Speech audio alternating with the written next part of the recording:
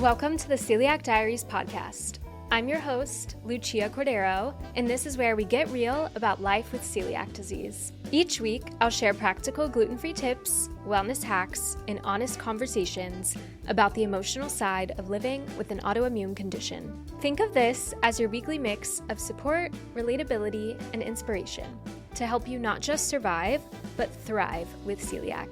Before we dive in, just a quick reminder, I'm not a medical professional. Everything I share is based on my own experience living with celiac disease. This podcast is not medical advice, so please always consult your doctor about your own health.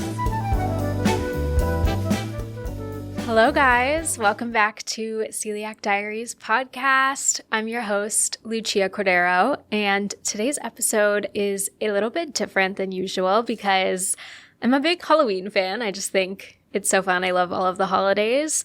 So I figured why not do a Halloween-themed Celiac Diaries episode? So I'm so excited to get into spooky season with you guys. Basically what we have in store is I asked for our listeners to send in their gluten-free horror stories. So it's scary celiac story time over here on the pod today.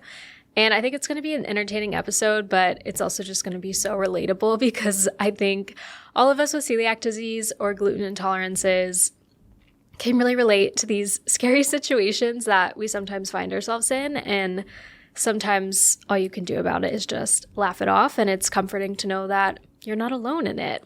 But it is truly terrifying. And we did get some really good stories. So we're really leading into spooky season today. Your stomach is going to drop. But that's okay. 'Tis the season, right, guys? All right, so grab your gluten-free PSL, your pumpkin-flavored gluten-free pastries, and let's have a really fun episode today. But before we get into all of the horror stories that you guys submitted, and also my own, it's time for our News of the Week segment.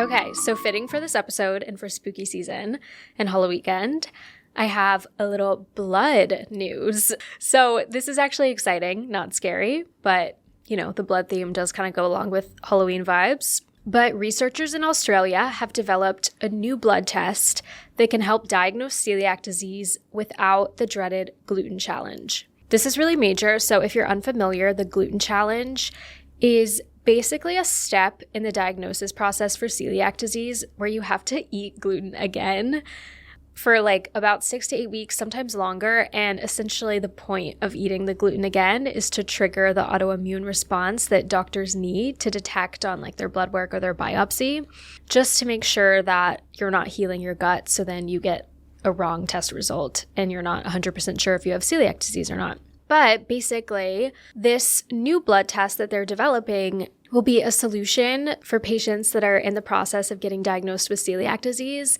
They can stick to their gluten-free diet and not go through this trial period where they have to do the gluten challenge. So this is really exciting because it's kind of a dreaded challenge because you're really just hurting yourself for 2 months, and it's all part of the process, but it's obviously not an ideal situation to have to be in.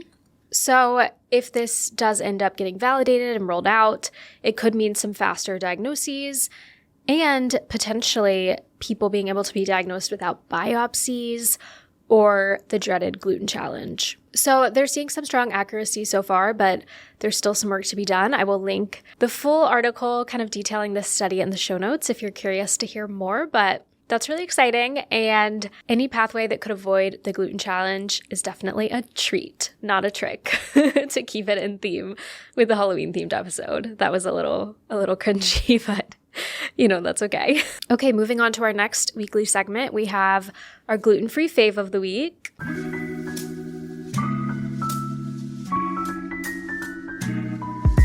Also, in the spirit of Halloween, I wanted to highlight my favorite gluten-free candy brand. I'm literally obsessed. It's called Unreal Snacks. You've probably seen them at every major airport. I swear they have a monopoly over all of the airport Hudson News and airport little snack shops. They're everywhere. They have so many good gluten-free pretzels covered with different types of chocolate. So good. A lot of their candy is chocolate based. Specifically, I'm obsessed with the dark chocolate almond butter cups. I'm just such a dark chocolate person. I'm such an almond butter person. And it's everything I love in one little cup. It's so, so, so delicious. So if you're looking for some celiac safe, gluten-free candy this Halloween season, definitely go check out Unreal Snacks. They're unreal, honestly. They live up to the name, I will say. All right, now that we got our little weekly segments out of the way, it is time to get into the meat of the episode. I feel like I say that every week, the meat of the episode. Maybe I need to come up with a little different segue. But first, I'm going to get into my own personal celiac horror stories. I have quite a few. I feel like there's definitely some that I'm not even remembering when I was writing out my outline for this episode. A lot of them are self-inflicted in terms of me just lacking the education and awareness of celiac disease and certain things I needed to be mindful of, like cross-contamination. So they're kind of retroactive horror stories of me kind of being scared for my past self. I'm like, how did I put myself through this without knowing? So maybe this can be a wake-up call for you too, to make sure that you're educated as much as you can about celiac disease so that you don't fall into any of these own little horror story traps. And then after that, I'm going to get into the submissions from you guys. We got some juicy ones. Okay, my first story. This one was actually so traumatic at the time because this was last August, and this was right after I had some elevated celiac blood work. So I was really, really being extra careful and conscious about gluten-free and cross-contamination, like you always should be. But I was in this like very special period because I knew I was trying to get my blood work levels down. And I knew I was going to like take another blood test in October. And I really was like going through this intense 3-month trial period of just trying to be as intense as possible to like really see what the issue was. And alas, I got glutened. I went to this dinner show in New York City. I actually got invited as an influencer. And you'll see this as a trend. I feel like randomly when I get invited as an influencer to restaurants, it's like a curse. I always end up getting glutened by them. But it was this very touristy dinner show spot. It was kind of like a circus performance with like a 5-course meal that you eat while you watch the show. It was like very touristy, but like very cool. And I was like, oh, this sounds like such a fun time. So I brought my friend. It's like a prefixed 5-course dinner option. I DM'd them on Instagram before and explained that I had celiac disease, had a gluten allergy. That's typically how I explain it to people. And that I needed to have a gluten-free option and just wanted to confirm that they had that available before I agreed to go. And they were like, yeah, totally. You'll be completely fine. We marked that down. Like, we accommodate for this all the time. So like, no worries at all. I was like, okay, great. I will be there. We get there. I remind my waiter in person that I'm the one with the gluten allergy. I need the gluten-free option of the prefix meals that we're having. And she was like, great. Okay, perfect. And it was kind of a situation where there were a bunch of different waiters. Like, we didn't have one steady waiter the whole night because we were sharing a table with this couple, me and my friend. It was kind of one of those types of places where there was a lot going on. So in retrospect, I understand why this happened. But anyway, I confirmed with all of the wait staff that was helping our table that I was the one with the gluten allergy. And with every meal that they brought out, I made a point to ask, I was like, okay, is this the gluten-free option? Which can seem excessive, but it's just always good to double check, especially in that sort of environment where there's just so much going on and like people are literally singing concurrently. So I double checked with every single option. And then I remember they had a dumpling come out and I was like, ooh, gluten-free dumpling. This is really cool. And I double checked and confirmed. I was like, is this the gluten-free option? And the guy was like, yeah. And I was like, okay, cool. Amazing. Love this. And I start to look around and I see that other people have a different meal. So I'm like, oh, okay, great. This really is the gluten-free option then, because everyone else, like the regular option people, have something different. So that gave me more confidence that like, okay, this was really gluten-free. Then I taste it and I'm like, I don't know about this. This is like, it just tasted like a little too good. I feel like people ask if you can tell when you eat gluten. I personally feel like I really can. I can really tell. It's like really hard to explain, but there's just like a specific taste.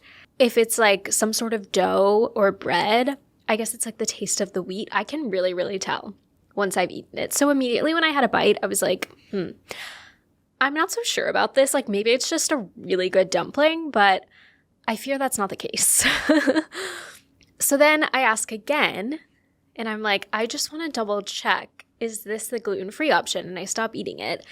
And the waiter's like, I'm actually not sure. Let me go back and double check with the kitchen. And I was like, okay. I already asked like once and twice, but now I guess they need to double check again. And then she comes back like 5 minutes later and she's like, sorry, this was the vegetarian option. And I was like, okay. And like, it's like, what can you do at that point? But anyway, I was like, oh, okay. Yeah, I need the gluten-free option. And then I just remember feeling so like defeated because I was just like really trying my best to ask for the right option. And I felt like I double checked everything. But sometimes you do just kind of have to trust your gut. Like I did think it was a little odd that they were giving me a dumpling as the gluten-free option of something.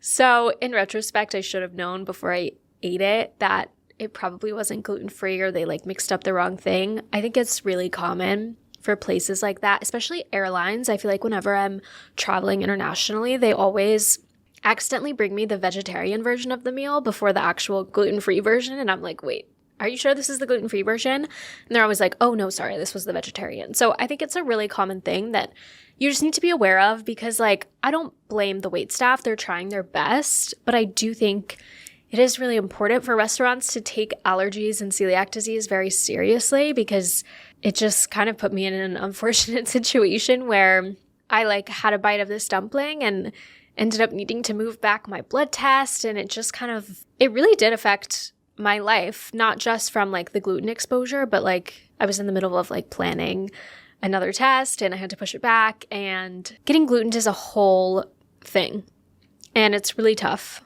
But that was one of my latest scary stories. It was just like right after it, you just get like such a pit in your stomach and it's the worst feeling. And it's like, there's nothing you can do about it after you've eaten it. So you really just have to like try and take care of yourself the best that you can and just move on and learn from the experience. And I learned from that experience to just always trust my gut. Okay, next scary story on my side. I used to eat the tempura sushi rolls all the time for years, guys. I'm like such a big sushi gal. I love sushi. And tempura is obviously amazing because it's like the fried sushi. And I don't know why. I just like assumed that was gluten-free. I feel like when I was younger, I didn't do a great job of like really talking to the waitstaff at every restaurant I went to, which is just something you have to do no matter how well you know the restaurant, how well you know the menu. And I think maybe one time I asked and a waiter said that the sushi rolls were gluten-free, so I just assumed that the tempura rolls were gluten-free everywhere. And it wasn't until I was at a sushi restaurant and I was eating a tempura roll, and I remember I asked the waiter for gluten-free soy sauce, and he brought it over and he was like, just so you know, like the sushi that you're eating is not gluten-free. And I was like, what do you mean? So that experience taught me, one, that I can't have tempura sushi rolls, and two, that no matter how confident I think I am that something is gluten-free, I need to always ask the waitstaff no matter what, which is like a basic elementary thing. I'm sure all of you are aware of that, but I had to learn the hard way. Another one is, this was like very repeated, but I was obsessed with the orange breaded chicken from Panda Express. I thought it was so good as a child. And I literally ate that for years when I was like in my preteen and teen era, because I just thought it was so good. And like, I just didn't think about the fact that it was breaded. Another experience, this was in Chicago at JoJo's Shake Bar. Not to call them out, but I'm calling them out. I was also invited there for an influencer dinner when I was an influencer in Chicago. And it's just funny because like a lot of my content is about being gluten-free and having celiac disease. And I remember when I got there, they personalized a menu for me. It like had my name on it and everything. But there were like no gluten-free options on the menu. Like they kind of had their like set like influencer menu, and they created this whole menu for me, and it was just like filled with gluten. And I was like, oh, I'm actually gluten-free. Like that's what a lot of my content is about. Like, what are the gluten-free options at JoJo's Shake Bar? so I can still, share that with my audience. Like, that's why I'm relevant. That's why you would invite me in. Obviously, I was super nice about it. I was just like, oh, can you let me know what the gluten-free options are? Because I'm gluten-free. And my waiter gave me a bunch of options. And I remember she specifically told me that this one milkshake was gluten-free. They're like known for their milkshakes.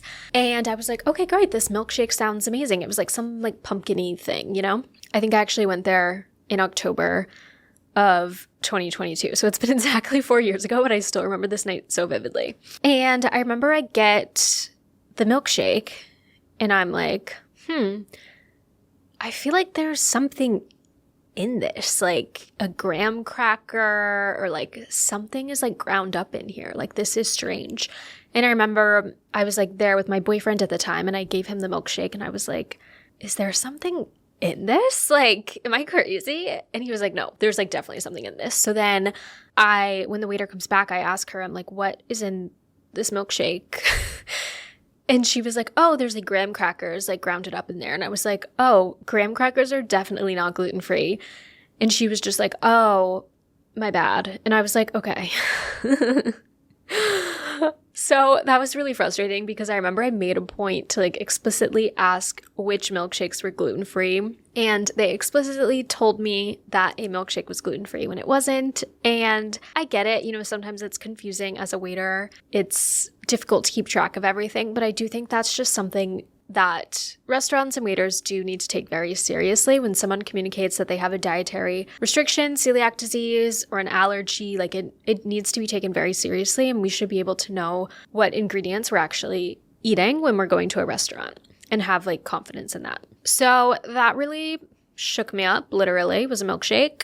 And yeah, just kind of made me realize again that like I need to not always be trusting of what waiters tell me. I know that everyone has good intentions, but at the end of the day, like, you got to do your own due diligence and you can't be so trusting of people, unfortunately. All right. These were some self-inflicted celiac horror stories, unfortunately, but I used to be obsessed with French fries. Like, if you asked me 5 years ago what my favorite food was, I would have told you French fries.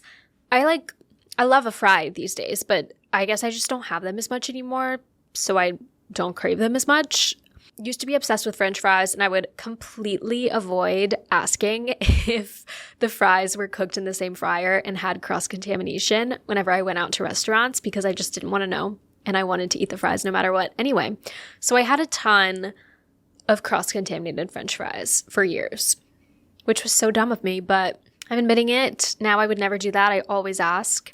And honestly, at this point, I don't really eat fries anymore because I'm like, it's more times than not, they're cross-contaminated. And a lot of times there's something I would rather have on the menu, like Brussels sprouts are kind of my new French fries. I'm obsessed with them. So that's something that I grew out of, but definitely something that I look back on and I really, really cringe. Another was I used to share a toaster with my roommates in college and post-grad without even really realizing that that was a big deal. Like, I didn't understand all of the like cross-contamination that could happen in the kitchen. I didn't really think of that. I thought, oh, a toaster, like, it's not a big deal. But it is, obviously. And then I went through an oat milk and overnight oats phase, which I mentioned my overnight oats phase a couple episodes ago. But I also went through an oat milk phase and had oat milk as well every single morning in my latte.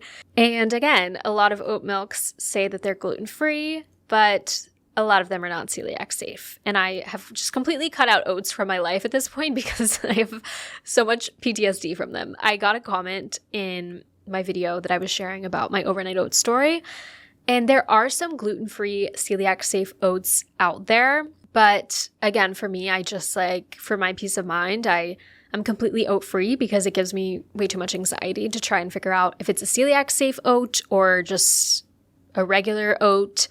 So I just have completely cut them out of my life. Oats are not in the picture anymore. Okay, enough about me and my scary stories. Now it is time for your guys' stories. And you guys, these are they're funny. But also, like, I feel so bad for you guys. We just have all been through it seems like. And I'm keeping all of these anonymous, but thank you guys so much for submitting. I feel like it's really fun to have this podcast be interactive and have some listener submissions in specific episodes. So if you guys have any ideas for future listener submission themed episodes, let me know, because I think this is so fun and like it connects the community all together. All right, first one. Catching your roomie using your cutting board and knife to cut regular bread. Wow. That really sucks. You probably had to buy a new cutting board and knife after that. That is the thing with like sharing a kitchen. I feel like I have such peace of mind these days because I don't share a kitchen with anybody, and it's so nice. And I know that anyone that I would ever share a kitchen with would never do anything intentionally to gluten me or cause cross-contamination, but I could see that being a huge adjustment period to like living with a roommate again and having to share a kitchen, because it's just kind of like creates this extra thing in the back of your mind that you're kind of like aware of and thinking about and anxious about. So that is rough. Another roommate story. Roomie accidentally used my gluten-free toaster and didn't tell me, but told our other roommate. Oh my gosh. That's crazy. Well, I'm glad that they told your other roommate so that you eventually found out about it. But guys, like if you have a roommate that has celiac disease and you accidentally use their gluten-free thing, please tell them so that they can just get a new toaster. Getting a new toaster is so much better than them getting glutened every time they toast bread for the rest of the time period that you guys live in that apartment. Oh my gosh. Okay. This one says Bath & Body Works hand sanitizer. I had no idea. Girl, I have no idea either. Is this not gluten-free? Is Bath & Body Works hand sanitizer not gluten-free? I need to look this up. I mean, I'm not really like a hand sanitizer gal these days. I'd just like rather wash my hands with soap and water. But what? Bath & Body Works hand sanitizer, gluten-free. I'm seeing conflicted opinions. The Gemini overview is that most of them are gluten-free. They don't contain gluten. But apparently some of the Bath & Body Works hand sanitizers contain wheat amino acids. But BeyondCeliac.org says that research has shown that gluten cannot be absorbed through the skin. So using hand sanitizer should be safe if you do not apply it to an open wound and take care not to ingest it. Interesting. But I feel like you might as well just have a gluten-free hand sanitizer or just use soap and water like me. Like I'm not a hand sanitizer person these days. I'm like, that's a lot of toxins. Okay, this submission says the Pillsbury gluten-free funfetti cake debacle. OMG. Yes. I feel like this is a case of the gluten-free version of a product's packaging looking almost identical to the regular version of a product's packaging. And I feel like this happens all the time. This happened over the summer. I was like on a family trip and my mom bought the brand that I wanted of gluten-free bread, but she actually bought the gluten version of the bread, not the gluten-free version of the bread, just because it like looked so similar. So I feel like this is so common. You just kind of always have to double check the ingredients list of everything you're thinking, because sometimes your brain might have like a visual representation of something in your mind and you think it's the gluten-free version, but it's actually not. You just have to check. But we've all been there. Oh my God. Okay. This one says, I had a nightmare one time that I was being held hostage, and in order to be freed, I was forced to eat a har of cookies. Is that a term? A har of cookies? I don't know. Maybe it's a typo. And I remember being horrified how I would feel after. But then I woke up, so I was fine. But when I woke up, I was dreading the aftermath of it all. Wow. Okay. Yeah, that's really a nightmare. Goodness. I don't know if I've ever had a gluten nightmare, actually.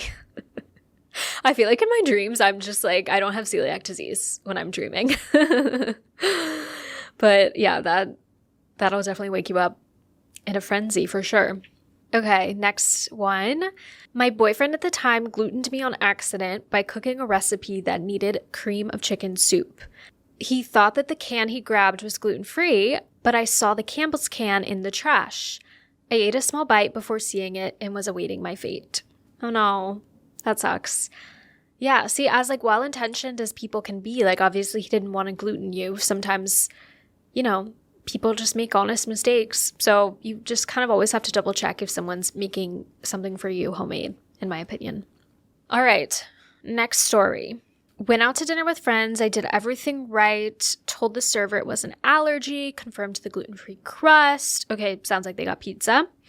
And even double-checked at the table. But halfway through the meal, I started to get intense stomach pain. Turns out the kitchen had used the same cutting board and knife that they used for the regular pizzas. Spent the rest of the night on the bathroom floor, and everyone thought I was overreacting. Aww. Wait, I'm sorry everyone thought you were overreacting. I guess, I can see how people that maybe don't really understand what celiac disease is can be like, why are you sick? You didn't even eat gluten, but the cross-contamination is real. And, using the same cutting board and knife for your pizza as they did for their regular pizzas is not celiac safe. So that really sucks. I'm sorry that happened to you. Next one. Oh my God, I swear this has probably happened to me too. Office catered sandwiches and mislabeled the vegetarian ones as the gluten-free version. I mean, it's kind of giving me with my restaurant story earlier, but yeah, it's always the special options sometimes getting mixed up, like the vegetarian versus the gluten-free. Yeah, that's rough. Next story. Ordered a burger at a really nice restaurant with a gluten-free bun and was surprised how good it was. Turns out it was too good to be true, and I was in the bathroom all night. That's really rough. The too good to be true is so funny. Literally me with the dumpling. I'm like, okay, this does not taste like a gluten-free item. And it usually is too good to be true. All right, we got our last listener submission. I kissed someone after they ate a bagel and didn't even think of it till afterwards. Yeah. Interesting. Okay, I think context is important here because they did release that new kissing study that shows that people with celiac can kiss someone right after they eat gluten and they shouldn't have a problem. But if they still have crumbs on their mouth, then obviously that's a little gross and they should probably brush their teeth or something. But the study did show that people don't have to brush their teeth before kissing someone with celiac disease. So I don't know. I know that study was kind of a little controversial with people, but yeah, maybe don't kiss someone if they still have bagel remnants everywhere. All right. Those were some good stories. Thank you guys so much for submitting. It's so fun to hear from you guys and connect with all of you. I've been loving all of the DMs and comments I've been getting of you guys finding this helpful, this whole podcast series and different ideas for episodes. So I really appreciate it. Keep it coming. And I feel all of these stories, there's such a mix of them, but I think it just goes to show that we're not alone out there with celiac disease. If you've ever felt anxious from situations like this or felt isolated or alone, you're really not alone. It's so normal for stories like this to happen with celiac disease, and it can be traumatic. It's you're trying so hard to be safe, and sometimes just trusting someone or someone making an honest mistake can just feel really tough, and you get that pit in your stomach, and it's not a good feeling, and then you know that you're kind of going to be doomed in terms of having some symptoms and just needing to take care of yourself, especially if you have something big coming up. So it's definitely tough, but just remember that it's not about perfection with celiac disease. Stuff like this is bound to happen, as unfortunate as it is, but once it happens, we just kind of have to breathe, let it ride, take the best care of yourself that you can, and just try and learn from it, heal your body, and at the end of the day, just kind of laugh it off because that's all we can do sometimes. So in the spirit of Halloween, I thought I would give you guys some spooky survival tips before you head into Halloween weekend, one of the best weekends of the year. So I feel something that we've learned from all of these stories is that you just always need to ask questions at restaurants, even if it feels repetitive, even if you feel annoying, you got to do it, guys. So if have some good reservations lined up for the weekend, don't be shy, ask your questions, always talk to your waiter about what you need and what's on the menu. Next is to just communicate very clearly with your friends, your significant others, your family.